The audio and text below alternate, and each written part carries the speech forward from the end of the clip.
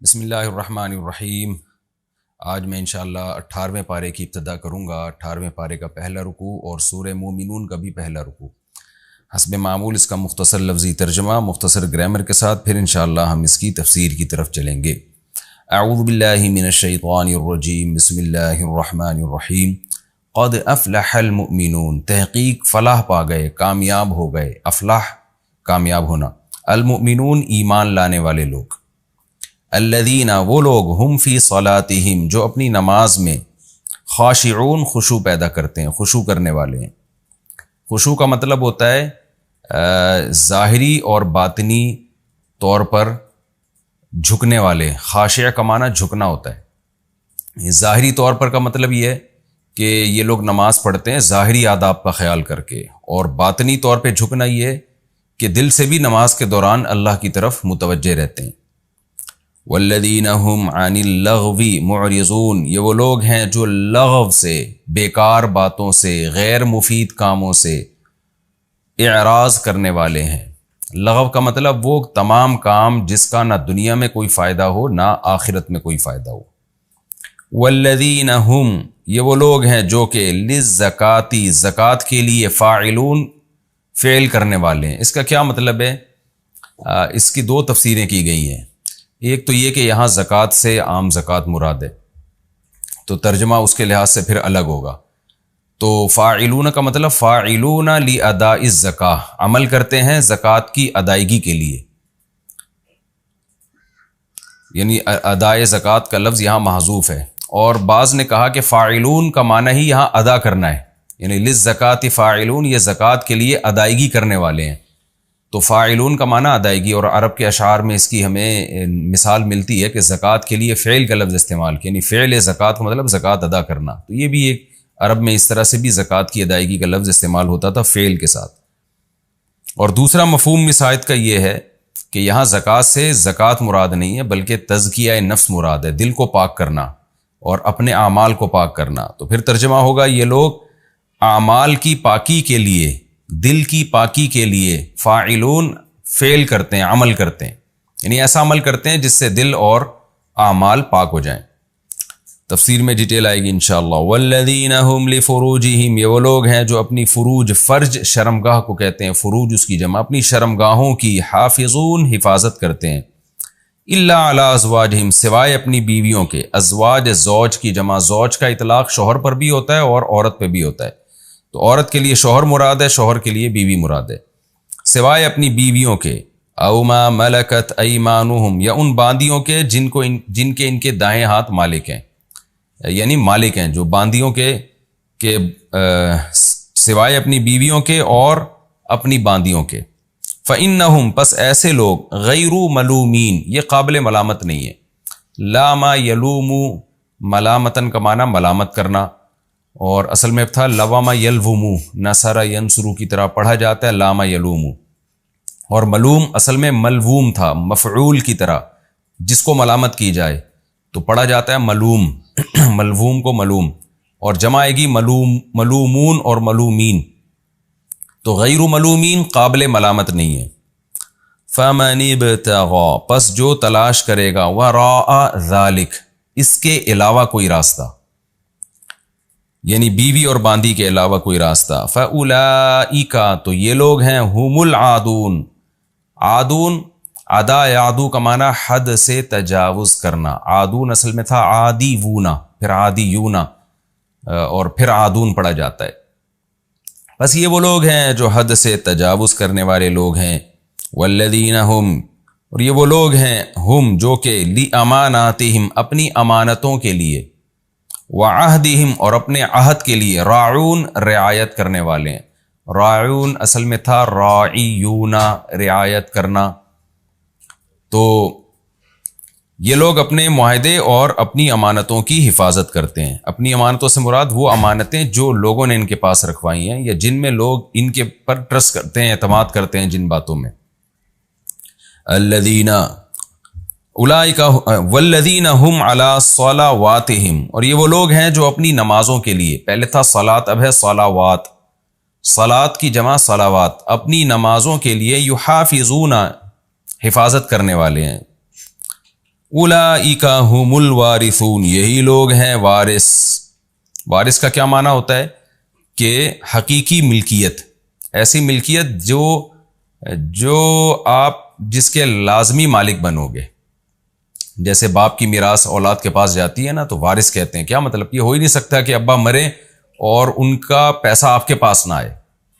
تو اس لیے تاکید کے لیے یعنی مالک کے لفظ کو اللہ نے وارث کے لفظ سے تعبیر کیا، کیونکہ وارث کے لفظ میں تاکید زیادہ ہے.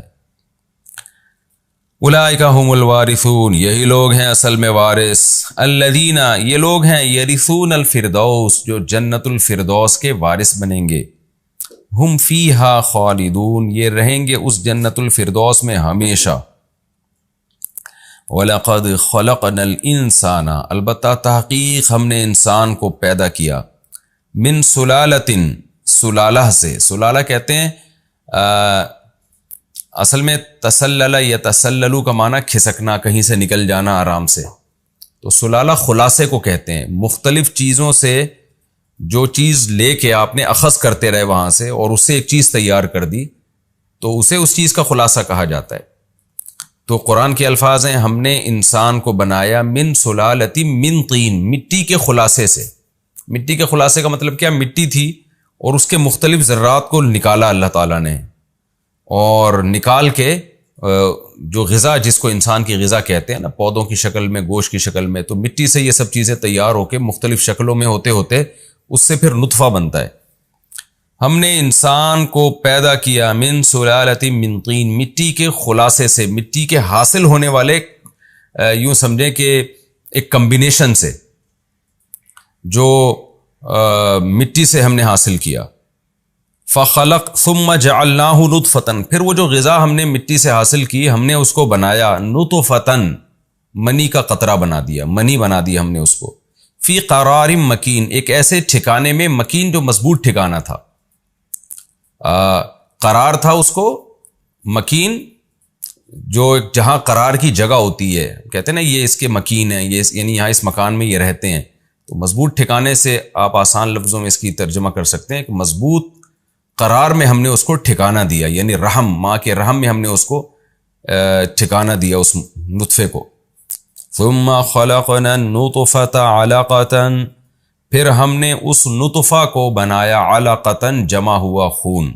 علقہ لٹکا ہوا، جمع ہوا، دونوں معنی میں، یعنی اصل میں تو جمع ہوئے خون کو کہتے ہیں لیکن اس میں تعلیق کا معنی ہے، لٹکا ہوا. فخلقنا العلقة مضغة، پھر ہم نے اس علقہ کو، جمع ہوئے خون کو بنایا مضغہ، بوٹی سے، بوٹی بنا دیا گوشت کی. مضغہ کا لفظ میں پہلے بھی ایکسپلین کر چکا ہوں. مضغ یمضغ، مضغن کا معنی عربی میں ہوتا ہے چبانا. مضغہ عربی میں بوٹی کو کہتے ہیں کیونکہ عام طور پہ وہ چبائی جاتی ہے. فخلقنا المضغة عظاما، پھر ہم نے مضغہ کو یعنی اس بوٹی کو بنایا عظام، ہڈیاں. عظم ہڈی کو کہتے ہیں، عظام اس کی جمع آتی ہے، یعنی اس بوٹی کا سے مراد پوری بوٹی کو نہیں، یعنی اس بوٹی میں کچھ حصے کو ہم نے بنا دیا ہڈیاں. فَكَسَوْنَا الْعِظَامَ لَحْمًا، پھر ہم نے پہنا دیا ہڈیوں کو گوشت. ثُمَّ أَنشَأْنَاهُ، پھر ہم نے پیدا کیا اس پوری مخلوق کو جو تیار ہوئی ہے نا، کیسے پیدا کیا؟ خلقاً آخر، ایک دوسری تخلیق میں، بالکل ایک الگ چیز بنا دیا، یعنی اس میں روح ڈال دی، بالکل ہی ایک الگ چیز ہم نے اس کو بنا دیا. فتبارک اللہ، پس اللہ برکت والی ذات ہے، احسن الخالقین، جو تمام پیدا کرنے والوں میں سب سے بہترین ہے. ثم، پھر اس کے بعد، انکم، اے لوگو تم، بعد ذالک، اس سارے پروسیس کے بعد، لمیتون، لام تاکید کے لیے، میتون، مرنے والے ہو، پھر دوبارہ تم مرو گے سب کے سب. ثم انکم، پھر بے شک تم سب لوگ، یوم القیامت، قیامت کے دن، تبعثون، دوبارہ اٹھائے جاؤ گے. وَلَقَدْ خَلَقْنَا فَوْقَكُمْ، اور تحقیق بنایا ہم نے تمہارے اوپر، 7 طرائق، 7 راستے. طریقہ راستے کو کہتے ہیں، طرائق اس کی جمع آتی ہے، یعنی اس مراد 7 آسمان ہیں جن میں راستے ہیں فرشتوں کے آنے جانے کے. وَمَا كُنَّا عَنِ الْخَلْقِ، اور نہیں تھے ہم مخلوق سے غافلین، غافل، یہ سب کام کرتے ہوئے ہم مخلوق سے غافل نہیں ہیں. وَأَنزَلْنَا مِنَ السَّمَاءِ مَاءً، اور ہم نے اتارا آسمان سے پانی، بِقَدَرٍ، ایک خاص اندازے سے. یہ ایک کا لفظ تنوین کی وجہ سے لا رہا ہوں میں. ایک خاص اندازے کے ساتھ، قدر کا معنی خاص اندازہ، ایک خاص اندازے کے ساتھ ہم نے آسمان سے پانی برسایا. فَأَسْكَنَّاهُ، پھر ہم نے اس کو ٹھکانہ دے دیا. اسکنا اکرمنا کی طرح ہے، سکونت سے ہے نا، تو ہم نے پھر اس کو ٹھکانہ دے دیا. فی الارض، زمین میں. وَإِنَّا، اور بے شک ہم، عَلَى ذَهَابٍ، لے جانے پر، بھی اس پانی کے، لقادرون، قدرت رکھتے ہیں، یعنی ہم اس پانی کو فنا کرنے کی قدرت بھی رکھتے ہیں. فَأَنشَأْنَا لَكُمْ، پھر پیدا کیا ہم نے تمہارے لیے، بھی اس پانی سے، جنات، باغات، من نخیل، کھجور کے، وَأَعْنَابٍ، اور عنب کی جمع اعناب، انگوروں کے. لَكُمْ فِيهَا فَوَاكِهُ، تمہارے لیے ان باغات میں، فواکہ، بہت سارے پھل ہیں. فاکہۃ کی جمع فواکہ، کثیرۃ، بہت سارے. وَمِنْهَا تَأْكُلُونَ، اور انہی یعنی جو نباتات ہیں ان میں سے تم کھاتے بھی ہو. یعنی بہت سارے پھل بھی ہیں جو یہ باغات پیدا کرتے ہیں، درخت پیدا کرتے ہیں، اور خود ایسی نباتات بھی ہیں جن نباتات ہی کو تم کھاتے ہو. وَشَجَرَةً، اور ایک درخت ہے، تخرج، جو نکلتا ہے، من طور سینا، طور سینا سے. طور سینا کہتے ہیں کوہ طور کو، اور سینا اس جگہ کو کہتے ہیں، سین بھی کہا گیا ہے، سینا بھی کہا گیا ہے، وہ جگہ جہاں پر کوہ طور پایا جاتا ہے. تو کوہ طور اور اس جگہ کو ملا کے پورا نام اس کا طور سینا، طور اور اس کے آس پاس کی جگہ. اور ایک درخت ہے جو نکلتا ہے طور سینا، سینا نہیں سینا، طور سینا سے. تنبت بالدہن، جو پیدا کرتا ہے تیل کو. دہن عربی میں تیل کو کہتے ہیں. ادہان کا معنی ہوتا ہے تیل لگانا یا تیل استعمال کرنا. نبت ینبت کا معنی نباتات کا پیدا کرنا. تنبت بالدہن، اگنا. انبت ینبت کا معنی پیدا کرنا نا، نباتات کا اگانا. اور نبت ینبت کا معنی نباتات کا اگنا. تو تنبت بالدہن، یہ درخت اگتا ہے تیل کے ساتھ. وصبغ، اور سالن کے ساتھ. للآکلین، کھانے والوں کے لیے. یعنی مراد زیتون کا تیل ہے کہ ایک درخت ہے جو طور سینا سے میں اگتا ہے اور تیل کے ساتھ اگتا ہے، تیل کو پیدا کرتا ہے، زیتون کا تیل یعنی. وصبغ للآکلین، اور تیل کے ساتھ ساتھ یہ پیدا کرتا ہے سالن، آکلین، کھانے والوں کے لیے. مراد اس سے وہ تیل ہی ہے. صبغ اصل میں کہتے ہیں عربی میں وہ چیز جو روٹی کے ساتھ کھائی جاتی ہے، جس کو ہم اردو میں سالن کہتے ہیں. روٹی کے ساتھ جو بھی چیز کھاتے ہیں نا، اردو میں سالن کہتے ہیں، تو عربی میں اس کو صبغ کہتے ہیں. کیونکہ عرب بھی زیتون کے تیل کے ساتھ روٹی لگا کے کھایا کرتے تھے، بطور سالن کے اس کو استعمال کرتے تھے. تو صبغ کو سالن کیوں کہتے ہیں؟ اس لیے کہ صبغ کا اصل معنی ہوتا ہے ڈبونا. صبغۃ اللہ ہے نا، اللہ کے رنگ میں ڈبویا ہوا. مصبوغ کہتے ہیں جس کو رنگ میں ڈبو دیا گیا ہو، مصبوغ، کلر. تو صبغ رنگ کو بھی کہا جاتا ہے اسی وجہ سے کہ جب کپڑا رنگا جاتا ہے تو اس رنگ میں ڈبویا جاتا ہے اس کو. تو کیونکہ اب روٹی کو بھی سالن میں ڈبویا جاتا ہے تو اس لیے سالن کو بھی عربی میں اسی حوالے سے صبغ کہا جاتا ہے. وَإِنَّ لَكُمْ فِي الْأَنْعَامِ لَعِبْرَةً، اور بے شک تمہارے لیے چوپایوں میں، لَعِبْرَةً، لام تاکید کے لیے، عبرت کا معنی عبرت ہے. یہاں مراد ہے بڑی عبرت، کیونکہ یہ تنوین کا ترجمہ ہوگا کوئی، کسی، بڑی، اس طرح سے. یعنی تنوین بعض دفعہ تقلیل کے لیے آتی ہے، بعض دفعہ تکسیر کے لیے بھی آتی ہے. تقلیل کا معنی ہوتا ہے کہ تھوڑی سی، اور تکسیر کا معنی ہوتا ہے بڑی یا زیادہ. تو جب کسی یا کوئی کا ترجمہ نہ ہوگا نا، تو پھر یہاں بڑی عبرت یا چھوٹی عبرت، تو ظاہر ہے چھوٹی عبرت تو ترجمہ نہیں کریں گے، بلاغت کے خلاف ہو جائے گا.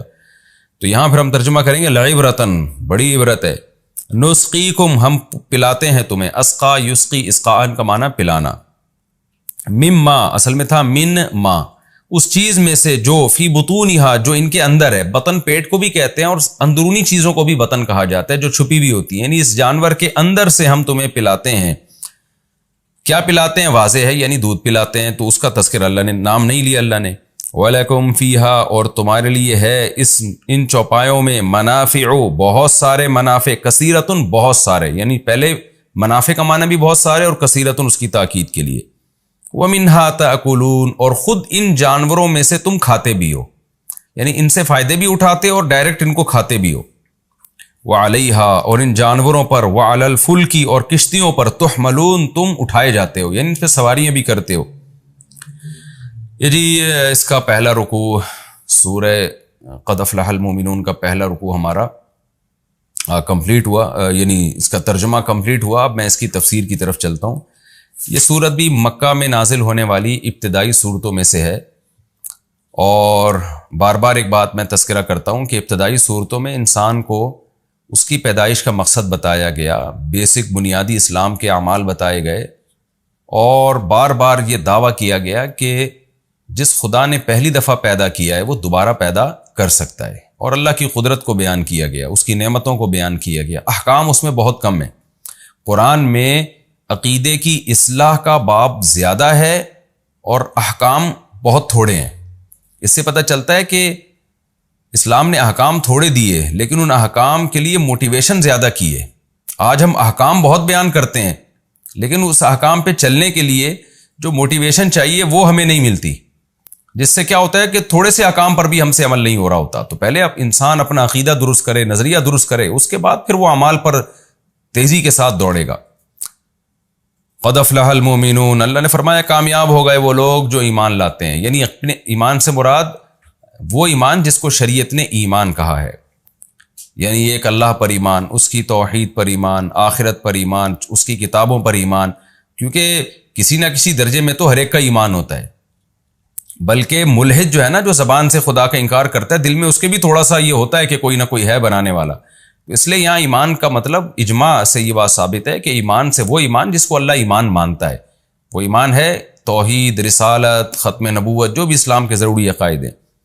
اللہ فرماتے ہیں وہ لوگ کامیاب ہو گئے جو مومن ہیں، الذین ہم فی صلاتہم خاشعون، جن کا عقیدہ بھی درست ہو اور اعمال میں کیا ہو، اپنی نمازوں میں خشوع پیدا کرتے ہوں. وہ اپنی نمازوں کے اندر خشوع پیدا کرتے ہوں، دل لگا کے دھیان سے نماز پڑھتے ہوں. کامیاب لوگوں کی قرآن ہمیشہ پہلی علامت جو بیان کرتا ہے نا، وہ یہی ہے کہ عقائد درست اور نماز، عقائد درست اور نماز.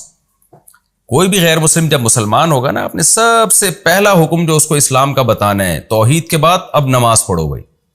یہاں تک علماء نے لکھا ہے کہ آج آپ کے ہاتھ پہ کوئی غیر مسلم مسلمان ہوا، ابھی مسلمان ہوا، اور نماز کا ٹائم میں کچھ وقت باقی ہے، اتنا باقی ہے کہ وضو کر کے تکبیر تحریمہ کہہ سکتا ہے وہ، تو اس پہ نماز فرض ہو جائے گی. وہ یہ نہیں کہہ سکتا ابھی تو میں نیا نیا مسلمان ہوں، ابھی تو میں نماز سیکھوں گا. نہیں بھائی، جیسے تیسے ہو، جتنی آتی ہے اتنی شروع کر دے بس، وہ پھر سیکھتا رہے آرام سے، اس کی نماز اللہ قبول کر لے گا. لیکن اتنا ٹائم اگر غیر مسلم کے پاس ہے نا، کہ جیسے فرض کریں کہ مغرب کا ٹائم ختم ہو رہا ہو 7:30 پہ، اور غیر مسلم اسلام ہوا، اسلام اس نے قبول کیا 7:27 پہ، تو 27 منٹ کے بعد 3 منٹ باقی ہیں جس میں وہ وضو کر کے تکبیر تحریمہ کہہ سکتا ہے، اللہ اکبر کہہ سکتا ہے، تو اس پہ نماز فرض ہو جائے گی. اسی طرح جو خواتین حیض اور نفاس کی حالت میں ہوتی ہیں، ان کا مینسز بند ہوئے اور بند ہونے کے بعد اتنا ٹائم ہے کہ وہ غسل کر کے صرف تکبیر کہہ سکتی ہیں، تو ان پہ بھی وہ وقت کی نماز فرض ہو جاتی ہے. اگر نہیں پڑھیں گی تو ان کو قضا کرنی پڑے گی. تو نماز کا بہت اہم مسئلہ ہے.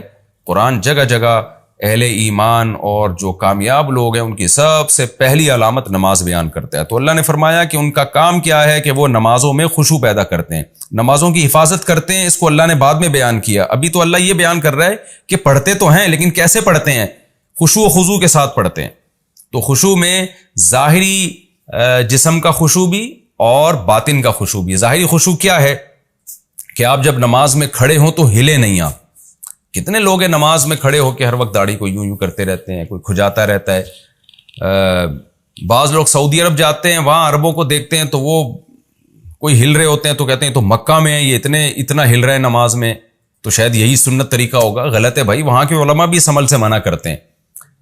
تو ایسا نہیں ہے کہ کسی عربی کو آپ نے کوئی بھی دیکھ لیا تو وہی اسلام بن گیا. وہ نمازوں میں آپ کو خشوع پیدا کرنے کی ضرورت ہے، اور خشوع میں ظاہری خشوع بھی باطنی خشوع بھی.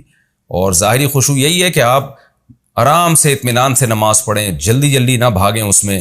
اور جو اٹھک بیٹھک لوگ لگا رہے ہوتے ہیں، بعض لوگوں کو دیکھا ہے رکوع میں جانے کے بعد قوما میں جانے ابھی کھڑے نہیں ہوتے، ایک دم ڈائپ مارتے ہوئے جناب وہ سردے میں چلے جاتے. میں نے گاؤں میں نماز پڑھائی، میں رکوع میں گیا تو لوگ بھی رکوع میں گئے، پیچھے گاؤں کے لوگ. میں جب سمیع اللہ لمن حمیدہ کہہ کے کھڑا ہوا ہوں، تو ابھی میں صحیح طرح کھڑا ہوا نہیں کہ میں نے پبلک کو دیکھا، وہ آدھی سے زیادہ جو مقتدی تھے نا وہ سجدے میں پہنچ چکے ہیں، اور جب سر ان کا زمین کے قریب گیا نا تو ان کو خیال ہوا امام صاحب تو پہنچے نہیں ہیں، تو مجھے یوں منہ کر کے دیکھ رہے ہیں کہ یہ امام وہیں کھڑا ہوا ہے اور ہم تو سجدے میں پہنچ چکے ہیں، تو پھر وہیں رک گئے وہ. یہ بھی ان کی بڑی مہربانی تھی کہ انہوں نے وہاں اسٹاپ کر لیا. تو اتنی اسپیڈ کے ساتھ نماز پڑھنا، دھیان نہ لگانا، یہ بہت بری حرکت ہے.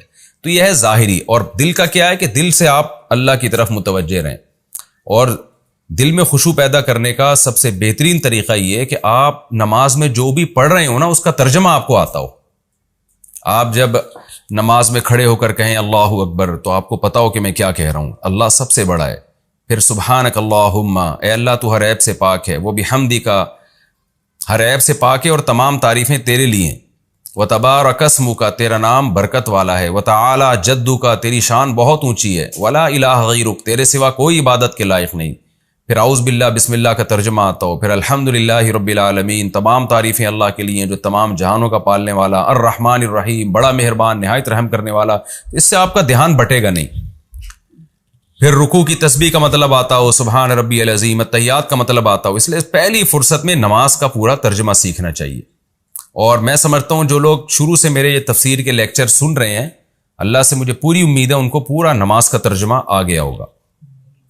التحیات للہ والصلوات والطیبات میں عام طور پہ لوگ کہتے ہیں اس کا کیا ترجمہ ہے، تو التحیات کا مطلب عبادتیں. یہ ذہن میں رکھیں. التحیات اس کا ترجمہ عبادتوں سے کیوں کیا ہے، یہ پھر کسی اور وقت میں انشاءاللہ میں ایکسپلین کروں گا اس کو. التحیات للہ، قولی عبادتیں. التحیہ کا مطلب قولی، یعنی زبان سے جو ہم حمد و ثنا کرتے ہیں وہ بھی اللہ کے لیے. والصلوات، اسی طرح جو بدنی عبادتیں، نماز پڑھنا، حج کرنا، وہ بھی اللہ کے لیے. والطیبات، اور مالی عبادتیں یعنی صدقہ خیرات، وہ بھی اللہ کے لیے. تو یہ لفظ یاد کر لیں، التحیات للہ والصلوات والطیبات. السلام علیکہ ایھا النبی، آگے پھر وہ آسان ترجمہ ہے اس کا. تو تفسیر کے لیکچر اگر جو لوگ غور سے سن رہے ہیں تو مجھے امید ہے انشاءاللہ تراویح میں بھی ان کو بہت حد تک قرآن سمجھ میں آنا شروع ہو جائے گا. تراویح کی نماز میں بھی ان کا دل لگے گا، تہجد کی نماز میں بھی.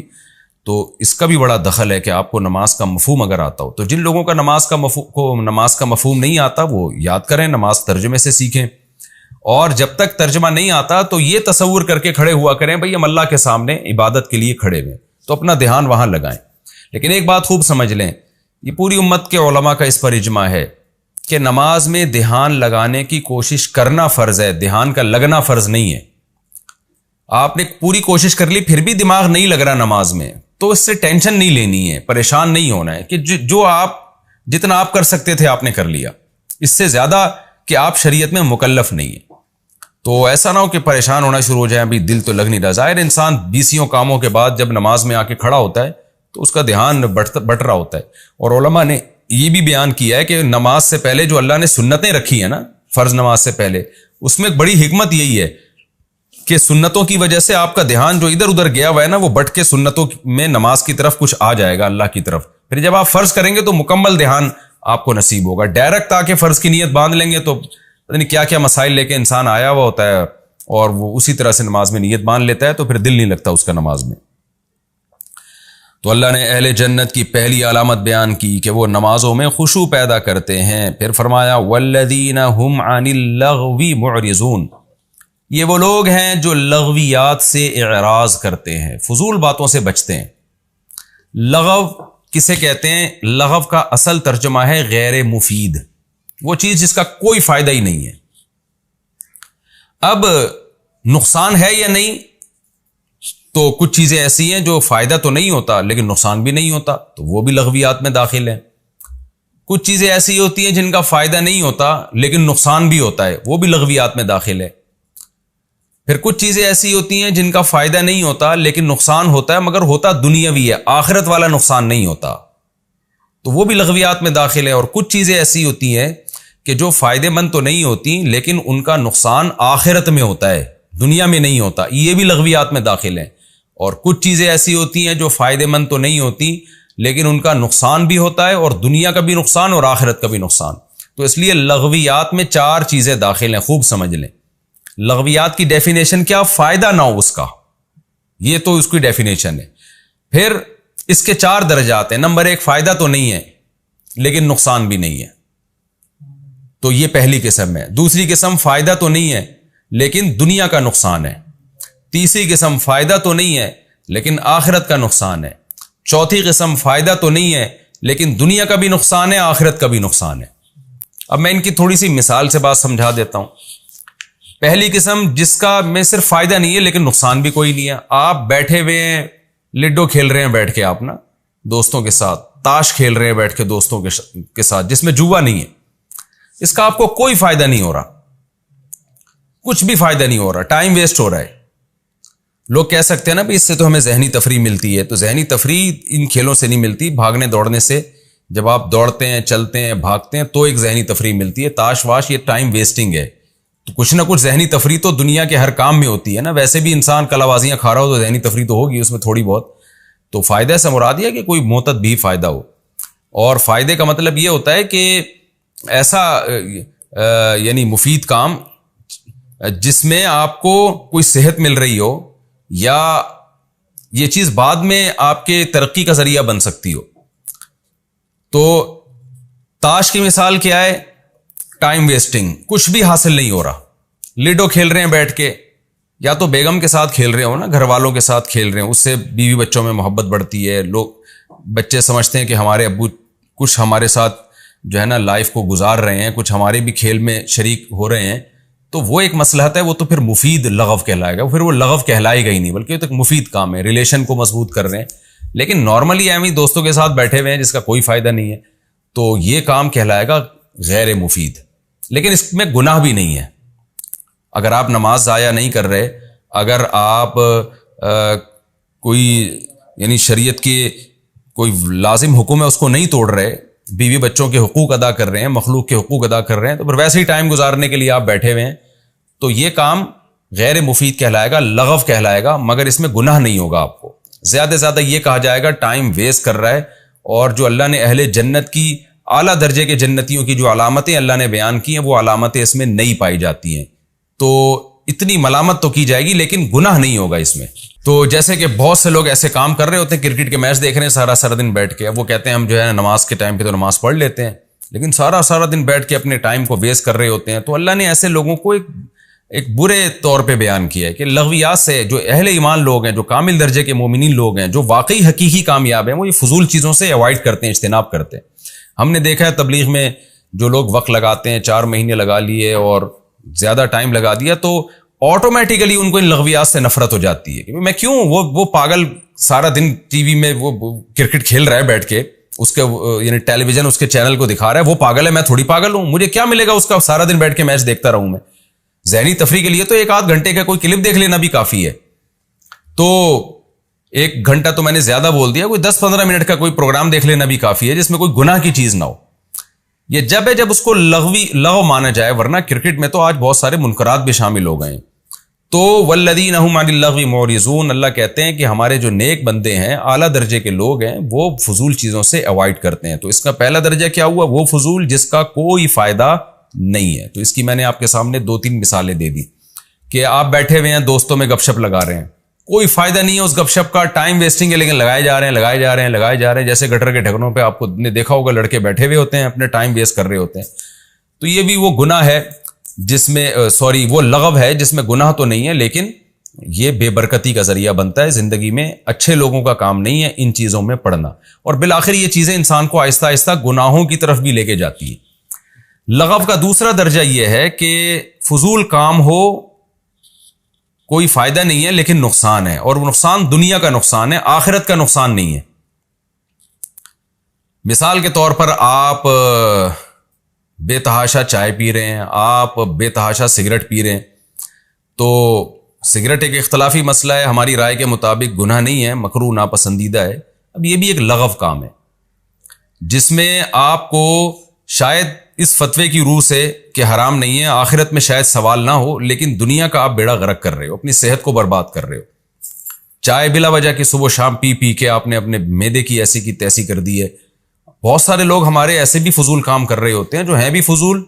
کثرت کی بات کر رہا ہوں چائے کی, نارملی جو چونکہ ڈاکٹروں کا ٹاپک ہے میں اس میں بھی بیچ میں نہیں گھسنا چاہتا, لیکن کثرت سے چائے پینا, سگریٹ کثرت سے پینا, اور اس طرح کے بہت سارے الٹے الٹے کام ہم کر رہے ہوتے ہیں جن کا کوئی فائدہ نہیں ہے بلکہ دنیا میں ان کا نقصان ہے. آخرت میں فتوے کی روح سے تو ٹھیک ہے کہ کوئی گناہ نہیں ہے, اس لحاظ سے کہا جا سکتا ہے کہ اللہ تعالیٰ کو یہ قیامت میں سوال نہیں پوچھیں گے تم نے 2 کے بجائے 6 کپ چائے کیوں پی, یا یہ کام تم نے کیوں کیا. تو آخرت میں تو قرآن کے الفاظ کے ان تجتنبوا کبائر ما تنہون عنہ نکفر عنکم سیئاتکم, بڑے بڑے گناہوں سے بچ گئے تو چھوٹی موٹی خطائیں معاف کر دوں گا میں. تو آخرت کے معاملے میں تو اللہ کی رحمت اللہ کے غضب پہ غالب ہے. لیکن ہاں کوئی اتنی سگریٹ پی رہا ہے کہ یقینی طور پر اس کو نقصان ہونا شروع ہو جائے تو پھر آخرت کا بھی نقصان ہوگا. یا کوئی اتنی چائے کافی پینا شروع کر دے کہ ڈاکٹر کہہ رہے ہیں بھائی تیرا بیڑا غرق ہو رہا ہے اور پھر بھی نہیں چھوڑ رہا, تو پھر یہ چونکہ دنیا میں یقینی ضرر ہو رہا ہے نا, تو پھر آخرت میں بھی نقصان ہوگا اس کو. تو بہرحال کچھ کام ایسے ہوتے ہیں جن کا دنیا میں ہمیں نقصان ہوتا ہے. آپ زیادہ پیسے کما سکتے تھے دنیا کے لیے, لیکن آپ ٹائم ویسٹ کر کے نہیں کما رہے, تو آخرت کا اس لحاظ سے نقصان نہیں ہے کہ اللہ آپ سے سوال نہیں کرے گا تو نے اتنا پیسہ کیوں کمایا, اتنا کیوں نہیں کمایا. لیکن دنیا میں نقصان ہوگا, لوگوں کے تانے ملیں گے آپ کو, اور لوگ الٹی الٹی باتیں کریں گے آپ کے بارے میں, اور سست کے تانے ملیں گے آپ کو. تو ایسے بہت سارے کام ہیں جن میں ہمیں کرنے سے دنیا کا نقصان ہوتا ہے مگر آخرت کا نہیں ہوتا. آخرت کے نقصان کا مطلب یہ ہے کہ سزا نہیں ملے گی آخرت میں, لیکن یہ والا آخرت میں نقصان ہوتا ہے کہ آپ دنیا کے نقصان سے بچ کے آخرت میں بھی اونچے درجات حاصل کر سکتے تھے. ان درجات سے آپ محروم ہو جائیں گے. بہرحال جیسے ایک آدمی زیادہ پیسہ کما سکتا تھا تو زیادہ صدقات و خیرات کرتا, اب دنیا میں زیادہ پیسہ نہیں کما رہا سستی کی وجہ سے, تو آخرت میں یہ نقصان تو ہوا کہ اس کی ترقی نہیں ہوگی جتنی مالداروں کی ہو رہی تھی. صدقات و خیرات کا ثواب اس کے اعمال میں نہیں ہوگا, یہ نقصان تو ہوگا. لیکن میری مراد نقصان سے یہ کہ اس کو سزا ملے, تو سزا نہیں ملے گی اس کو قیامت کے دن. تو جب میں کہہ رہا ہوں نا کہ آخرت میں نقصان نہیں ہوگا, اس نقصان سے میری مراد ہے جہنم میں نہیں ڈالا جائے گا, اس کو سزا نہیں ملے گی. باقی جنت کی ترقیوں میں جو نیچے آئے گا وہ نقصان تو ہے, تو یعنی ترقی کے لحاظ سے جو نیچے آئے گا. تو دوسرا درجہ کیا ہوا, وہ کام آپ کر رہے ہیں لغو میں جس میں دنیا کا کوئی فائدہ نہیں ہے لیکن بلکہ دنیا کا نقصان ہے. تو یہ لغو جو ہے یہ بھی اہل ایمان اس سے بھی اجتناب کرتے ہیں. تیسرا اس سے اوپر کا درجہ کیا ہے کہ وہ لغو کام کرتے ہیں جس سے دنیا میں تو نقصان نہیں ہو رہا لیکن آخرت میں نقصان ہو رہا ہے. تو یہ تمام حرام کام, رشوت لے کے پیسے کما رہے ہو آپ, اور جو مختلف طریقوں سے آپ ناجائز, یا فرض نماز چھوڑ کر آپ کسٹمر کے پاس بیٹھے ہوئے ہو تاکہ کسٹمر کا رش ہے تو پیسہ زیادہ کما رہے ہو, تو یہ وہ چیز ہے جس سے دنیا تو آپ کو حاصل ہو رہی ہے لیکن آخرت کا بیڑا غرق ہو رہا ہے. تو یہ چیز بھی لغو میں داخل ہے. اور چوتھا وہ کام جس سے آخرت بھی جا رہی ہے دنیا بھی جا رہی ہے اور اس کا فائدہ بھی نہیں ہے. تو وہ تمام کام جس سے دنیا بھی جا رہی ہو, وہ تمام گناہ, بہت سے نشہ کرتے ہو آپ, چرس پیتے ہو, آئس لیتے ہو, ہیروئن پیتے ہو, یہ دنیا کا بھی بیڑا غرق اور آخرت کا بھی بیڑا غرق. تو یہ تمام کی تمام چیزیں اللہ کہتے ہیں اہل ایمان جو ہیں ان تمام کی تمام لغویات سے اعراض کرتے ہیں. تو آج سے عزم کر لیں ہم ان تمام لغویات سے اعراض کریں گے. ہاں وہ لغو جو دیکھنے میں لغو لگتا ہے حقیقت میں لغو نہیں ہے. وہ کون سا لغو ہے کہ آپ ایسا کام کر رہے ہو جس کا بظاہر فائدہ نہیں ہے لیکن بعد میں اس کا بڑا فائدہ ہے آپ کو. جیسے بعض دفعہ انسان بہت تھک جاتا ہے دماغی کاموں سے, دوستوں کے ساتھ بیٹھا ہوا ہے گپے مار رہا ہے. اب دیکھنے میں تو لگے گا کہ جی یہ تو فضول ٹائم ویسٹ کر رہا ہے, لیکن وہ ٹائم ویسٹ نہیں کر رہا بلکہ وہ اپنے دماغ کو ریلیکس کر رہا ہے تاکہ آگے دماغی کام کر سکے. وہ جو لوگ سارا دن صرف سونا جاگنا اور پڑھائی کے علاوہ ان کا کوئی کام ہی نہیں ہوتا, تو میں نے دیکھا ان کی اوپر کی سیٹنگ آؤٹ ہو جاتی ہے, وہ کھسک جاتے ہیں. تو اس لیے انسان کو اپنی زندگی میں مزاح بھی چاہیے, تفریح بھی چاہیے, گپ شپ بھی چاہیے, آؤٹنگ بھی چاہیے. تو یہ تمام کام اگر آپ اس نیت سے کرتے ہیں, دوڑنا, بھاگنا اور طنز و مزاح کرنا, بعض دفعہ انسان شاعری سنتا ہے اپنے ذہن کو ریلیکس کرنے کے لیے, تو یہ تمام کام جو انٹرٹینمنٹ کے کام ہیں, اگر اس انٹرٹینمنٹ کے پیچھے کوئی اچھا جذبہ ہے کہ اپنے دماغ کو میں غیر ضروری تھکاوٹ سے بچاؤں تاکہ میرا دماغ مفید کاموں میں استعمال ہو سکے, تو پھر یہ کام صرف جائز نہیں ہے بلکہ باعث ثواب ہے. یہ پھر وہ لغو میں دیکھنے کی حد تک ان کو لغو کہا جائے گا, حقیقت میں وہ لغو ہے ہی نہیں. والذین هم للزکاة فاعلون, اللہ فرماتے ہیں یہ وہ لوگ ہیں جو زکاتوں کو ادا کرنے والے ہیں. اس کی 2 تفسیریں کی گئی ہیں, 2 کیوں کی گئی ہیں یہ میں آپ کو بتا دوں. زکات کا لفظی ترجمہ تو زکات ہی ہے. اب بہت سے علماء نے کہا کہ بھئی اس سے زکات مراد ہے کہ کیونکہ قرآن کہہ رہا ہے والذین هم للزکاة فاعلون, یہ زکاتوں کو ادا کرنے والے ہیں. اور ان کی دلیل یہ بھی ہے کہ قرآن ہمیشہ نماز کے ساتھ زکوٰۃ کا تذکرہ کرتا ہی کرتا ہے. کبھی ایسا ہوا نہیں ہے قرآن میں کہ نماز آئی ہو زکوٰۃ نہ آئی ہو ساتھ میں. تو یہ کیسے ہو سکتا ہے اس موقع پہ اللہ نماز کا تذکرہ کریں زکوٰۃ کو چھوڑ دیں؟ لہذا انہوں نے یہ تفسیر کی کہ بھئی یہ زکوٰۃ سے زکوٰۃ ہی مراد ہے. اور جو حضرات کہتے ہیں کہ نہیں جی اس سے زکوٰۃ مراد نہیں ہے، ان کی دلیل یہ کہ یہ تو مکی صورت ہے اور ابتدا میں نازل ہوئی ہے، تو اس وقت تو زکوٰۃ فرض ہی نہیں ہوئی تھی، زکوٰۃ تو مدینہ میں فرض ہوئی ہے. تو یہ کیسے ہو سکتا ہے کہ جو چیز فرضی نہ ہوئی ہو اللہ اس کا تذکرہ پہلے سے کر دیں؟ تو دونوں باتیں ملتی ہیں اور دونوں طرف کہا گئے مفسرین گئے ہیں اور دونوں قول مضبوط ہیں. اب جو یہ کہتے ہیں کہ جی مکہ میں زکوٰۃ فرض ہوئی تو اللہ تعالیٰ مدینہ میں جب زکوٰۃ فرض ہوئی تو اللہ پہلے اس کا تذکرہ کیسے کر دیں گے؟ تو یہ کہا جا سکتا ہے کہ ہو سکتا ہے زکوٰۃ مکہ میں ہی فرض ہو گئی ہو اور جن روایات میں آتا ہے مدینہ میں فرض ہوئی ہے تو اس کی ڈیٹیل جو زکوٰۃ کی نازل ہوئی ہے وہ مدینہ میں نازل ہوئی ہو. یعنی اللہ تعالیٰ نے اجمالی طور پر تو حکم دے دیا اہل اسلام کو کہ زکوٰۃ دو، اب لہذا صحابہ نے صدقہ خیرات شروع کر دیا، لیکن تفصیلی حکام کے کس مال پہ زکوٰۃ لازم ہوتی ہے، کتنے فیصد ہوتی ہے، یہ پوری ڈیٹیل اللہ نے مدینہ میں نازل کی ہو. تو یہ بھی ہو سکتا ہے. اور یہ بھی ہو سکتا ہے کہ اللہ تعالیٰ نے یہاں زکوٰۃ سے تزکیہ مراد ہو. تزکیہ کا مطلب زکوٰۃ تزکیہ کو بھی کہتے ہیں. باب تفعیل جو ہے نا، تزکیون تسبیحن کی طرح اس کو تزکیہ تفعیلہ پڑھا جاتا ہے، اور اس کا جو مصدر ہے نا فعال کے وزن پر بھی آتا ہے. جیسے تأذین اذان دینا، تو اس کے مصدر کو اذان فعال کے وزن پر بھی ہم پڑھتے ہیں، اور بہت ساری اس کی مثالیں ہمیں ملتی ہیں. والذین هم للزکاۃ فاعلون، یہ اپنی زکوٰۃ کو ادا کرتے ہیں. تو زکوٰۃ کے دوسرا مطلب بھی بن سکتا ہے کہ زکوٰۃ سے مراد تزکیہ نفس ہو، یعنی اپنے آپ کو پاک کرتے ہیں ظاہری برائیوں سے بھی اور باطنی برائیوں سے بھی، ہر طرح کی برائیوں سے اپنے آپ کو بچاتے ہیں. آگے اللہ فرماتے ہیں والذین هم لفروجہم حافظون، یہ وہ لوگ ہیں جو اپنی شرمگاہوں کی حفاظت کرتے ہیں. شرمگاہ کی حفاظت کا کیا مطلب؟ حرام سے اپنے آپ کو بچاتے ہیں. الا علی ازواجہم، سوائے اپنی بیویوں کے، او ما ملکت ایمانہم، یا اپنی باندیوں کے، یعنی اپنی باندی اور بیوی سے اپنی خواہش پوری کرتے ہیں. فإنہم غیر ملومین، پس یہ لوگ قابل ملامت نہیں ہیں. یہ بھی عجیب آیت ہے. دیکھیں ایک اللہ نے اس آیت میں ہمیں کیا بتایا کہ اہل ایمان اپنی شرمگاہ کی حفاظت کرتے ہیں، اور آپ کے پاس بیوی اور باندی کے علاوہ کوئی آپشن نہیں ہے. علماء نے استدلال کیا ہے کہ اس سے تمام قسم کے حرام کام، اس سے لڑکوں سے بدفعلی بھی حرام ہو گیا، لڑکیوں سے زنا کرنا بغیر نکاح کے وہ بھی حرام، متع بھی اسی سے حرام ہو گیا.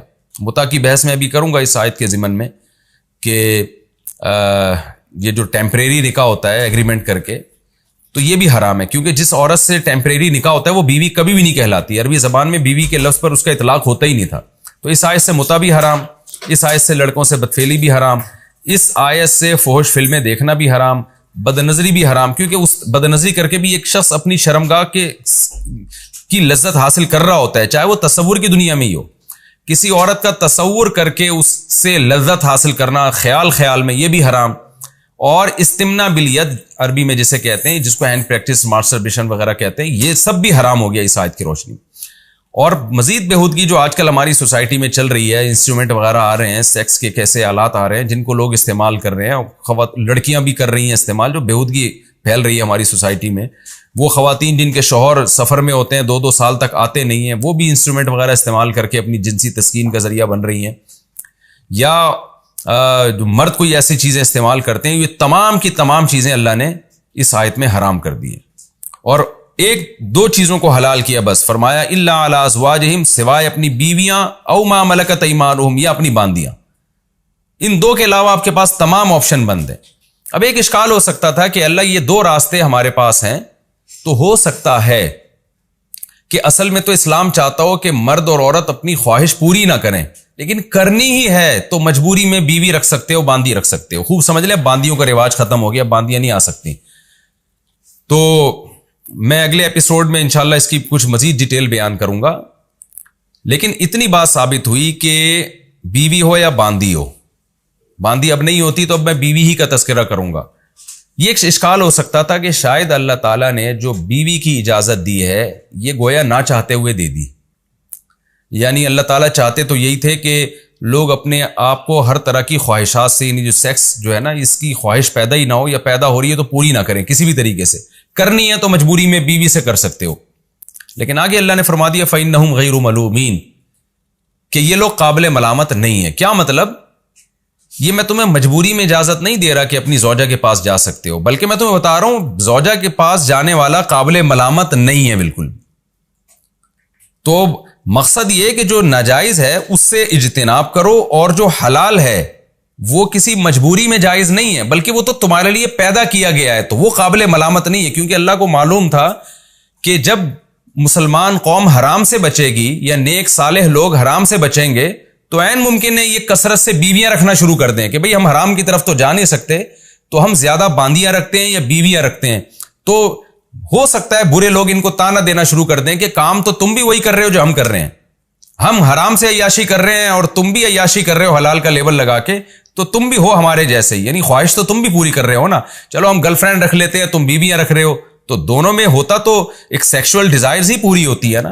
تو اللہ نے فرما دیا کہ نہیں، بیوی کا معاملہ ایسا ہے، باندیوں کا معاملہ ایسا، فَإِنَّهُمْ غَيْرُ مَلُومِينَ یہ لوگ قابل ملامت نہیں ہے. تو یہ تانا نہیں دیا جا سکتا کہ جو زیادہ بیویاں رکھ کے اپنی خواہش پوری کر رہا ہے کہ وہ بھی تو خواہش ہی پوری کر رہا ہے نا، عیاشی کر رہا ہے. تو اللہ کہتے ہیں میری طرف سے ان کو تانا دینے کی پرمیشن نہیں ہے، وہ جائز کام کر رہے ہیں اور جائز کی میں نے ان کو پرمیشن دی ہے. اس کی مزید ڈیٹیل انشاءاللہ میں اگلے ایپیسوڈ میں بیان کروں گا، اور باندیوں کا کیا فلسفہ تھا اور پھر آگے اس آیت کا جو کی تفسیر رہ گئی ہے وہ انشاءاللہ اگلے ایپیسوڈ میں. تو انشاءاللہ ہم اگلے ایپیسوڈ میں سورہ مومنون کا پہلا رکوع اور 18ویں پارے کا بھی پہلا رکوع، اس آیت کی جو آیت نمبر 9 ہے، آیت نمبر 6 سے انشاءاللہ میں دوبارہ اسٹارٹ کروں گا. اللہ تعالی ہمیں سمجھنے کی اور عمل کرنے کی توفیق عطا فرمائے. وما علینا الا البلاغ.